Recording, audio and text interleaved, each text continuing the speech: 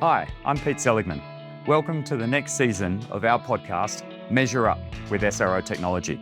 In this season, we'll delve further into the world of measurement, and I'll introduce you to the rest of the management team here at SRO. We're really passionate about industrial measurement, and we service customers across the food and beverage all the way to the mining and resources sector. Let's get stuck into this next season.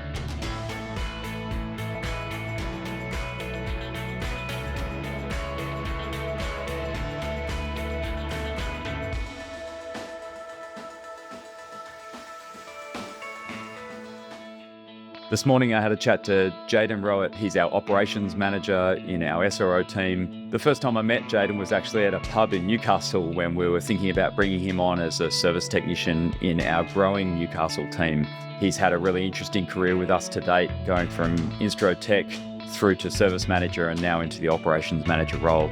I enjoyed talking to him about the transition from being a front office site-based technician through to helping us to improve our back office operations, both for the benefit of the efficiency of our team and the way we interact with our customers.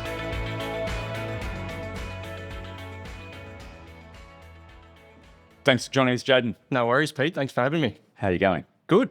Good. Really good. Excellent. So you spent a bit of time up in Brisbane and a little bit of time in Newcastle, just given your new role is a bit split across kind of all of the offices. Yeah, that's right. How are you finding that at the moment? Really good. I enjoy working across different teams. The role I'm in now, I'm working across the coordination team, but then also working in with our service managers and different people within the business. So it's really good to be able to talk to different people and do new things within the company. Yeah, that's awesome. great. Fantastic. So stepping back a bit, I remember, I think the first time we met was in a pub in Maitland. Yeah. So that was a little while ago. Yeah. And then you came on board when our kind of Newcastle operation was pretty nascent, right? Yeah. So tell us a little bit about your background before then, like, you know, where'd you grow up and like what was your career from the beginning? Yeah, so I did. I went to school in Newcastle. In year 10, I decided I didn't want to further my studies. I didn't want to go to university. I wanted to get a trade. I wanted to get working. I've always loved being active. So working for me was it was a bit of a no-brainer. So I was fortunate enough to get an apprenticeship with a company called Downer. They did a fantastic apprenticeship program. In my year, we had 10 apprentices. And throughout that time, I got all sorts of experience through switchboard manufacturing, through commercial, industrial, mining, project work. So I really got to see all different aspects of the trade.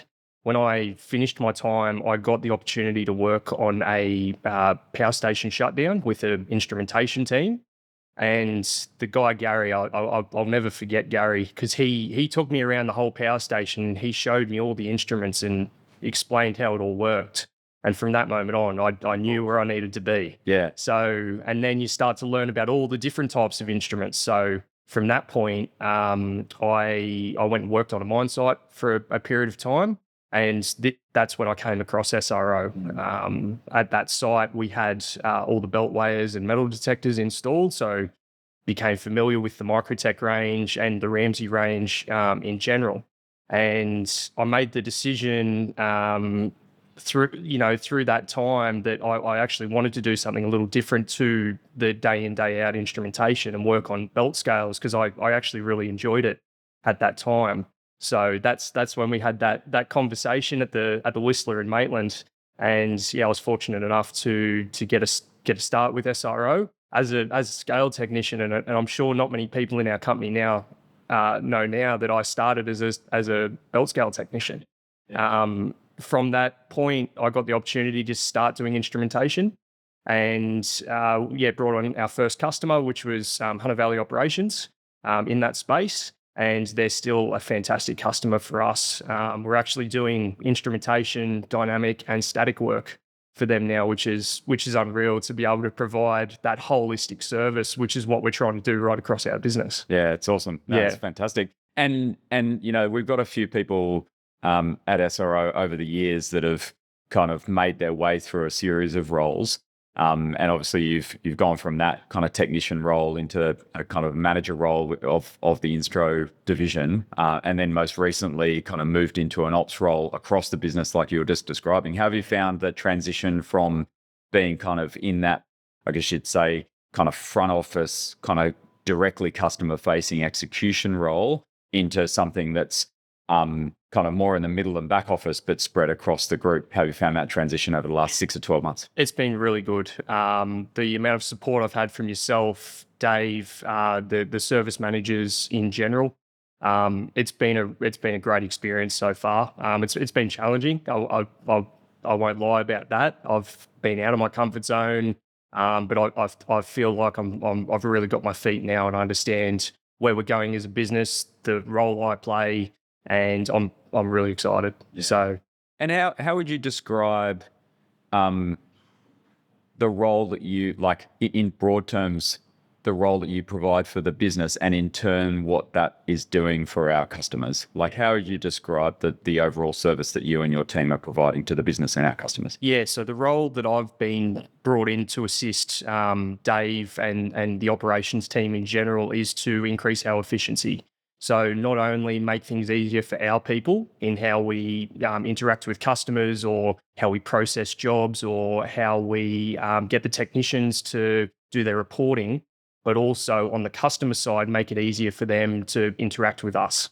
So through the phone system, through email system, through receiving reports, that whole customer experience is what I'm really interested in, because I've always enjoyed being in front of our customers and providing them the best service that I can. So it's really good to have a role now that I can actually turn on different things to make that easier. Because I imagine that you would have been in situations either as a tech or as a manager of those technicians where there would have been clunky things that you were like, that's really frustrating that doesn't work in that way. Yeah. Whereas now you can bring that to this and say, now I'm actually going to fix that. Yeah. Like previously you're in a role where you couldn't necessarily have your hands directly on those levers, but now you're getting a chance to do that. Like, is that how you're finding the value that you can create because you've seen both sides? Yeah, well, the beauty is I've come up through being a technician into a supervisor role, into a service manager role. So really being on the front end, but now working in the back end, it allows me to have that two sides, like a two-sided view, to be able to say, yep, I understand what it's like for our customers and our people on the front end, but then from the back end, really make some changes to make it easier to and from as well. Yeah. Because, in a lot of businesses, if you're looking to recruit for that kind of operations role, you would look for people with business operations background, right? And so in this situation, we've actually gone the other way around and taken someone from the front end and brought them in. And there's that great benefit. What are some of the things, or an example of something that you've had to learn through that process that kind of surprised you, that you didn't think would be something that would be part of that role? Look, I think it's the whole business cash flow. For so many times I would have been saying, hey, Dave, hey, Pete, we need money to do this. And understanding that to be able to spend money, we need to bring money in. So I think that's been the biggest learning for me, and how we can do that quicker, how we can make it easier, why we might not be getting paid on time, what's holding that process up.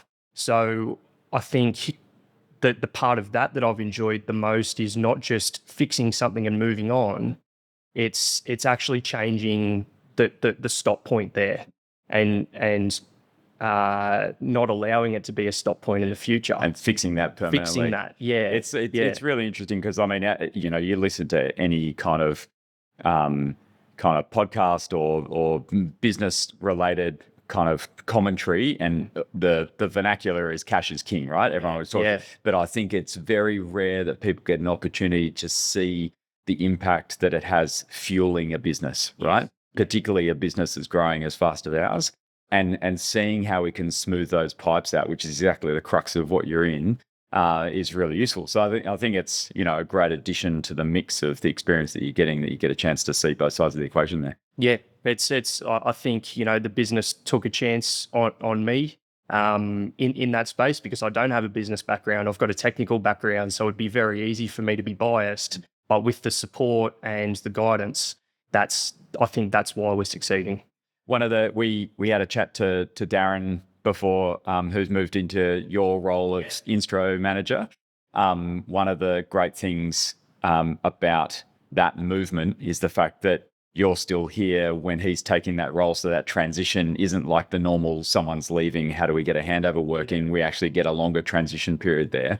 How have you found working with Darren through that process? Yeah, Darren's been great. I was involved in the interview process to get him on board, and when we found Darren, we knew he was the right person. He excelled through the whole interview process, and then the handover. It's a funny one because myself and Dave really started the instrumentation division within SRO, so I hold that quite close. So handing it over, it's always hard. Yeah. Because you want it to succeed. But I knew through the conversations that we had with Darren, his experience, his people skills, that we'd be successful. So still being able to be there to assist him where required, because I'm in Newcastle, he's in Brisbane. I can still look after the team down there, go and see customers, which keeps me still sort of front and back office, which is fantastic, and it keeps me up to date. Yeah, keeps me up to date with our customer needs as well as what technicians need, and helps me fulfill my role. Yeah, it's been really interesting watching you guys go through that, because I like how honest you both are around the fact that people bring different styles to things, and that's okay. That's right. So the fact that like you'll be stepping away and he might do some things differently to the way that you would have done them, but you've both been comfortable with the fact that we're still driving to the same outcome. It's definitely a source of potential conflict, but you're managing it really well. It's good. Yeah, well, it's good to watch. It's the trust. Yeah, you bring someone into the business, you've essentially had a hand in hiring them, so trust is given when you come into our business, and he's done nothing but good things so far. So yeah, really looking forward to seeing him succeed as well. Awesome. And so tell us a bit about your non-work life. What are the things that kind of keep you interested when you're not spending your time at work, helping us kind of build the machine? So look, outside of work, mate, I love getting involved in volunteers sort of organisations. I've been involved in Camp Quality for a long time. Did a bunch of bike rides. Want to get back into that a little bit more to assist there. I love my golf. Not the best golfer, but I love it. I've got a great group of mates that we get out and have a hit on the weekend. Love getting up the beach. I just love being outdoors, and I think that's why I ended up in a trade instead of being at uni. So, that's. Oh, you better make sure in your current role, then you still get a chance to get out on site. That's right. Absolutely. We're not going to lock you in the back office. I don't mind picking up the tool. Yeah, that's right. Yeah, no, it's awesome. Yeah. And so, obviously you've seen at SRO over the last couple of years a fair bit of change. Yeah. Like the business today would look very different to when you first started. Not only within the instrumentation division that you were part of growing, but across the board. Yeah. When you reflect on that journey plus where we sit today, what are you excited about over the next couple of years? Yeah, I think what I'm excited about, Pete, is when I came into the business, which was in 2021, we went through COVID. The message from yourself and Ian as owners of the business was always positive. So we knew the direction from that point in time. I think the message has always been the same. It's been very clear and concise. I always knew what my role was, where we were going. And that's the same now with us bringing on Ramsey and acquiring NWise, bringing more like-minded, streamlined businesses into our offering. I'm excited for the future. I think we've got a very bright future ahead. We've got great people within our team. We're all on the same page. So it's been a tough journey in some aspects, but I think we're exactly where we need to be. Yeah, it's interesting because definitely 2024, like we're at the end of quite a significant growth phase, right? And there's no doubt there was growing pains in there, right? We've spent the last kind of 6 or 12 months really trying to kind of let our back office and our systems catch up with that. Yep. Which is kind of aiming to improve our reliability and also improve just the comfort level within the team around the fact that they've got the capability to do what they need to do. Yep. It's interesting when I think about 2025, it's like maintaining that patience to get those things right and make sure that we've got a machine that's ready for scale when we're ready to go. How do you feel that your current team is going, kind of maintaining that patience and focus on getting those simple things right? Yeah, well, you touched on how much change we've been through, and that's certainly sort of front of mind for my team at the moment. You know, we've grown since I came on board. We've now got a full-time coordinator in WA, so I've got a team of 7. It's fantastic. I think we've still got a long way to go. But we're identifying where we can do better, making it more efficient. So just adjusting at the moment, and we're going to continue doing that to get ready to grow again when the time comes. Because there's some actually really interesting things that you've been looking into on the customer front with the coordination team, even to the extent of integrating our systems with some of our customer systems, right? So that then if they've got particular ordering that they're doing through us, it makes it even more seamless. So like you were saying, you know, trying to find those opportunities, not only to make it more efficient for our team, but make it more efficient for our customers to interact with us. Like, do you see that there's kind of more of that in the pipeline over the next kind of 12, 24 months? Absolutely. I think a lot of our customers, big, small, you know, we've got mining customers, we've got government customers, all sorts. You need to see what their needs are and what is going to continue, like, what's going to allow them to continue giving us work?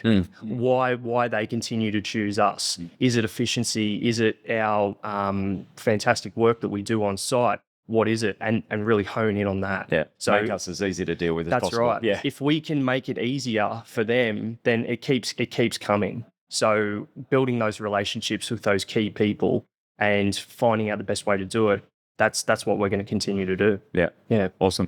Excellent. What do you got planned for the rest of the day? You're here in Brisbane? Yeah, catch up with the team. We've got a company-wide meeting a little later on as well, so it'll be good to see everyone. Just really make the most of my time up here. It's great to see everyone in the Brisbane office. Make myself known because I am down in Newcastle a lot of the time. So yeah, it's fantastic. Excellent. Well, thanks for coming on the episode, and we'll probably tap you on the shoulder in the next few months anyway to see how things are tracking. Awesome. Thanks, Pete. Thanks, mate. Cheers.